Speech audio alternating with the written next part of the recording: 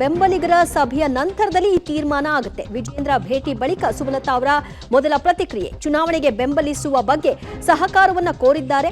ನಾಳೆ ಬೆಂಬಲಿಗರ ಸಭೆಯನ್ನ ಕರೆದಿದ್ದೀನಿ, ಬೆಂಬಲಿಗರ ಅಭಿಪ್ರಾಯಗಳನ್ನ ಪಡ್ಕೊಳ್ತೀನಿ. ಆನಂತರ ಮಂಡ್ಯಗೆ ತೆರಳಿ ನನ್ನನ್ನ ಮಂಡ್ಯದಿಂದಲೇ ಸಂಸದನಾಗಿ ಮಾಡಿದ್ದು ಮಂಡ್ಯ ನನ್ನ ಕ್ಷೇತ್ರ, ನಾನು ಮಂಡ್ಯ ಜನತೆಗೆ ಉತ್ತರವನ್ನ ಕೊಡಬೇಕು ಅಂದ್ರೆ ಅಲ್ಲೇ ಉತ್ತರಿಸ್ತೀನಿ ಅಂದಿದ್ದಾರೆ.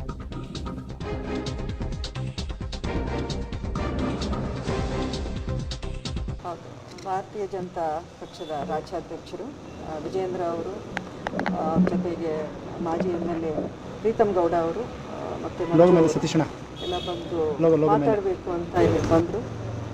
ಒಂದು ಸುಮಾರು 1 ಗಂಟೆ ಕಾಲ ನಾವು ಒಂದು ಸುದೀರ್ಘವಾದ ಚರ್ಚೆನೂ ನಡೆಯಿತು. ಅವರ ಭಾವನೆಗಳು, ಅವರ ನಿರೀಕ್ಷೆ ಏನಿದೆ ಅವರು ವ್ಯಕ್ತಪಡಿಸಿದ್ರು. ನನ್ನ ಕನ್ಸರ್ನ್ಸ್ ಏನಿದೆ ನನ್ನ ಜಿಲ್ಲೆಯ ಬಗ್ಗೆ ಅಥವಾ ಈ ಒಂದು ಚುನಾವಣೆಯ ಬಗ್ಗೆ ಅದನ್ನು ನಾನು ಅವ್ರಿಗೆ ಎಕ್ಸ್ಪ್ರೆಸ್ ಮಾಡಿದ್ದೀನಿ. ಪಾರ್ಟಿಗೆ ನಿಮ್ಮ ಸಹಕಾರ ಬೇಕು, ನೀವು ನಮ್ಮೊಂದಿಗೆ ಇರಬೇಕು, ಪಾರ್ಟಿ ಜಾಯಿನ್ ಆಗಬೇಕು ಅನ್ನೋವಂಥ ವಿಷಯನ ನನ್ನ ಮುಂದೆ ಇಟ್ಟು ನಾಳೆ ದಿನ ನನ್ನ ಬೆಂಬಲಿಗರು ಒಂದಷ್ಟು ಜನ ಮಂಡ್ಯದಿಂದ ಇಲ್ಲಿಗೆ ಒಂದು ವಾರದಿಂದ ಬರಬೇಕು ಅಂತ ಕಾಯ್ತಿರೋರು ನಾಳೆ ಬರ್ತಾ ಇದ್ದಾರೆ. ನಾನು ಹೇಳಿದ್ದಿಷ್ಟೇ, ಯಾವುದೇ ನಿರ್ಧಾರ ನಾನು ತಗೊಳ್ಳುವಾಗ ಮೊದಲಿಂದಲೂ ನನ್ನ ಬೆಂಬಲಿಗರು, ನನ್ನ ಹಿತೈಷಿರು, ಮಂಡ್ಯದಲ್ಲಿ ನಮ್ಮ ಫಾಲೋವರ್ಸ್, ಸಪೋರ್ಟರ್ಸ್ ಯಾರಿದ್ದಾರೆ ಅವ್ರನ್ನ ಬಿಟ್ಟು ನಾನು ಯಾವುದೇ ನಿರ್ಧಾರ ತಗೊಳ್ಳಲ್ಲ. ಅವರ ಅಭಿಪ್ರಾಯ ಏನಿದೆ, ಅವರ ಭಾವನೆ ಏನಿದೆ ಈ ಸಮಯದಲ್ಲಿ ಅದನ್ನು ನಾನು ಕೇಳಬೇಕಾಗಿರೋ ಒಂದು ಕರ್ತವ್ಯ ನನ್ನದು. ಅವ್ರು ಬರಲಿ, ಅವರಿಂದನೂ ಒಂದು ಅಷ್ಟು ವಿಚಾರಗಳನ್ನು ನಾನು ತಿಳ್ಕೊತೀನಿ. ಅದಾದಮೇಲೆ ನೆಕ್ಸ್ಟ್ ನನ್ನ ನಿಲುವು ಏನೇ ಇರಲಿ ನಾನು ಮಂಡ್ಯದಲ್ಲೇ ಬಂದು ನಾನು ಘೋಷಣೆ ಮಾಡ್ತೀನಿ ಅನ್ನೋಂಥ ಮಾತನ್ನು ಅವ್ರಿಗೆ ಹೇಳಿದ್ದೆ. ಮೇಡಮ್, ಈಗ ನೀವು ರಾಜಕಾರಣ ಬೇಕಾದ್ರೆ ಬಿಡ್ತೀನಿ, ಮಂಡ್ಯ ಬಿಡಲ್ಲ ಅನ್ನೋ ಒಂದು ಸ್ಲೋಗನ್ ಇಟ್ಕೊಂಡಿದ್ರಿ, ಬಿಡಲ್ಲ ಅಂತ. ಈಗ ನೇರವಾಗಿ ಕುಮಾರಸ್ವಾಮಿಗೆ ಟಿಕೆಟ್ ಘೋಷಣೆ ಆಗಿರುವಂಥದ್ದು. ಈ ಸಂದರ್ಭದಲ್ಲಿ ನಿಮ್ಮ ಮುಂದಿರುವಂಥದ್ದು ಒಂದು ಅವರಿಗೆ ಸಪೋರ್ಟ್ ಮಾಡಬೇಕು, ಇಲ್ಲ ನೀವು ಪಕ್ಷೇತರವಾಗಿ ಅಥವಾ ಹಿಂದೆ ನಿಂತ ರೀತಿಯಲ್ಲಿ ನಿಲ್ಲಬೇಕಾಗುತ್ತೆ. ನಿಮ್ಮ ನಿಲುವೇನು? ಅವರು ಕೊಟ್ಟಿರುವಂಥ ಭರವಸೆಗೆ ಏನಾದರೂ ಕೂಡ ನೀವು ಮನ್ನಣೆ ಕೊಟ್ಟು BJPಯಲ್ಲೇ ಸಪೋರ್ಟ್ ಮಾಡ್ತೀರಾ ಹೇಗೆ ಅಂತ? ಅಲ್ಲ, ಈಗ BJP ಸಪೋರ್ಟ್ ಅನ್ನೋದು ಒಂದು ಕಡೆ, ನಾನು ಹೇಳೋದಲ್ಲ, ನನ್ನ ಸಪೋರ್ಟರ್ಸು, ನನ್ನ ಬೆಂಬಲಿಗರು ಅವರೇನು ಹೇಳ್ತಾರೆ ಅನ್ನೋದು ಫಸ್ಟ್ ಕೇಳಬೇಕಾಗಿರೋ ಆದ್ಯತೆ ನನಗೆ. ಫಸ್ಟ್ ಅದು ನನ್ನ ಪ್ರಯಾರಿಟಿ. ನಂತರ ನನ್ನ ನಿಲುವೇನು ಅನ್ನೋದು ನಾನು ಸ್ಪಷ್ಟವಾಗಿ ನಾನು ಮಂಡ್ಯದಲ್ಲೇ ತಿಳಿಸೋಕ್ಕೆ ನಾನು ಇಷ್ಟಪಡ್ತೀನಿ. ಈ ಸಮಯದಲ್ಲಿ ಅನ್ನೋದಕ್ಕಿಂತ ಎಲ್ಲವೂ ಅಲ್ಲೇ ನಾನು ಕ್ಲಾರಿಟಿ ಕೊಡ್ತೀನಿ. ಅಲ್ಲಿ ನನ್ನ ಬೆಂಬಲಿಗರ ಮುಂದೆ ಮಂಡ್ಯ ಜನತೆ ನನಗೆ ಆಶೀರ್ವಾದ ಮಾಡಿ ಒಂದು 5 ವರ್ಷಗಳ ಹಿಂದೆ ನನಗೆ ಈ ಒಂದು ಸ್ಥಾನವನ್ನು ಕೊಟ್ಟ ಒಂದು ಜಿಲ್ಲೆ ನಂದು, ನನ್ನ ಕ್ಷೇತ್ರ, ಅವ್ರ ಮುಂದೆನೇ ನಾನು ಈ ಒಂದು ನಿಲುವನ್ನು ಸ್ಪಷ್ಟಪಡಿಸೋಕೆ ಇಷ್ಟಪಡ್ತೀನಿ. ಖಂಡಿತ ನನ್ನ ಮಾತನ್ನು ನಾನು ಉಳಿಸ್ಕೊಂಡೇ ಬಂದಿದ್ದೀನಿ. ಈಗ ಯಾವುದೇ ಕ್ಷೇತ್ರ ಸುಲಭವಾಗಿ ಗೆಲ್ಲುವಂಥ ಕ್ಷೇತ್ರಗಳ ಆಫರ್ ಇತ್ತು ಅನ್ನೋದು ನಿಮ್ಮೆಲ್ರಿಗೂ ಗೊತ್ತಿದೆ. ಅದು ಮಾಧ್ಯಮದ ಅವ್ರಿಗೂ ಎಲ್ಲರೂ ಇದು ಯಾರೂ ಗೊತ್ತಿಲ್ಲ ಅಂತ ಹೇಳೋಕ್ಕಾಗಲ್ಲ, ಎಲ್ರಿಗೂ ಗೊತ್ತಿದೆ. ನನಗೆ ಹಲವಾರು ರೀತಿಯ ಆಫರ್ ಇತ್ತು, ಬೇರೆ ಪಕ್ಷದಿಂದನೂ ಒಂದಷ್ಟು ಆಫರ್ಸ್ ಬಂದದ್ದು ಆಗ್ಲೂ ನಾನು ಯಾವುದೇ ಕಾರಣಕ್ಕೂ ಮಂಡ್ಯ ಬಿಟ್ಟರೆ ನಾನು ಎಲ್ಲೂ ನಿಲ್ಲಲ್ಲ ಅಂತಲೇ ಮಾತು ಹೇಳಿದ್ದೀನಿ.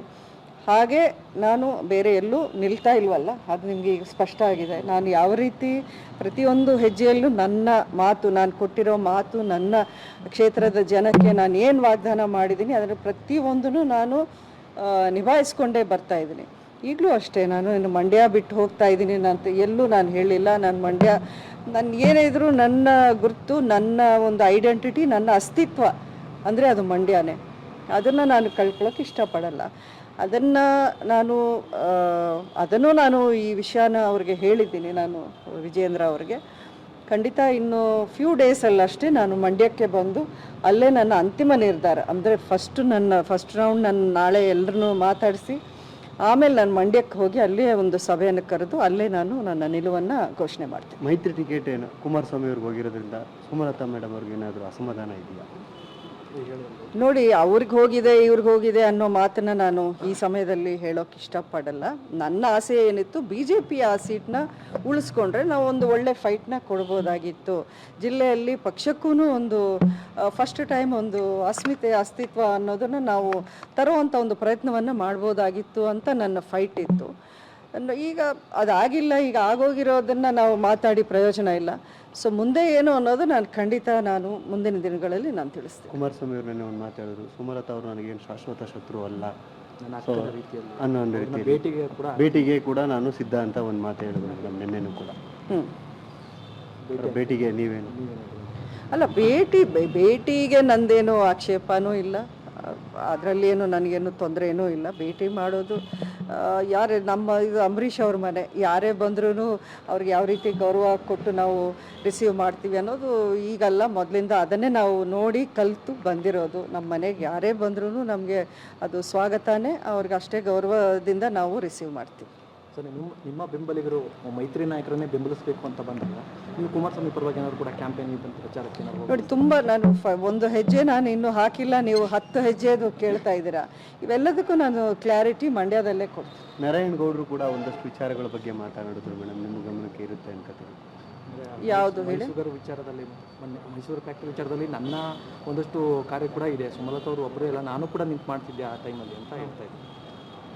ಅಲ್ಲ, ನಾನು ಫಸ್ಟ್ ಮೈ ಶುಗರ್ ವಿಷಯದಲ್ಲಿ ನನ್ನ ಒಂದು ಪ್ರಯತ್ನ ಆರಂಭ ಮಾಡಿದಾಗ ನಾರಾಯಣಗೌಡರು ಇನ್ನೂ ಆವಾಗ BJP ಪಕ್ಷಕ್ಕೆ ಸೇರಿಕೊಂಡು ಇಲ್ಲ, ಮಿನಿಸ್ಟ್ರು ಆಗಿರಲಿಲ್ಲ. ಅವ್ರ ಪ್ರಯತ್ನ ಅಂದರೆ ಅವ್ರ ಸಪೋರ್ಟ್ ಇದ್ದೇ ಇದೆ, ನಾನು ಅದನ್ನು ಇಲ್ಲ ಅಂತ ಇಲ್ಲ. ಎಲ್ಲರೂ ಸಪೋರ್ಟ್ ಮಾಡಿದ್ರೇ ಅಂಥ ಒಂದು ದೊಡ್ಡ ವಿಷಯ ಆಗೋದು.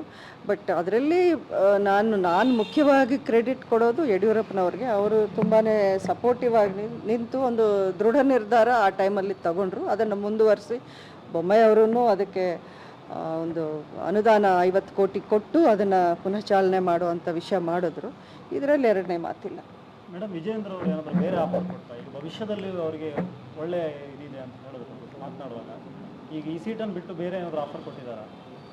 ಅಲ್ಲ, ಈ ಸೀಟನ್ನು ಬಿಟ್ಟು ಬೇರೆ ಆಫರ್ ಅಂದರೆ ಲೋಕಸಭಾ ಸೀಟ್ ಬಿಟ್ಟು ಬೇರೆ ಏನಾದರೂ ರಾಜ್ಯಸಭಾ ಮುಂದಿನ ದಿನಗಳಲ್ಲಿ ಭವಿಷ್ಯ ಇದೆ, ಬಿಜೆಪಿಯಲ್ಲೇ ಇದ್ದರೆ ಇಲ್ಲ, ಆ ರೀತಿ ನಾವು ಮಾತಾಡೂ ಇಲ್ಲ, ಆ ರೀತಿ ಕೇಳೋ ಅಭ್ಯಾಸನೂ ನನಗಿಲ್ಲ.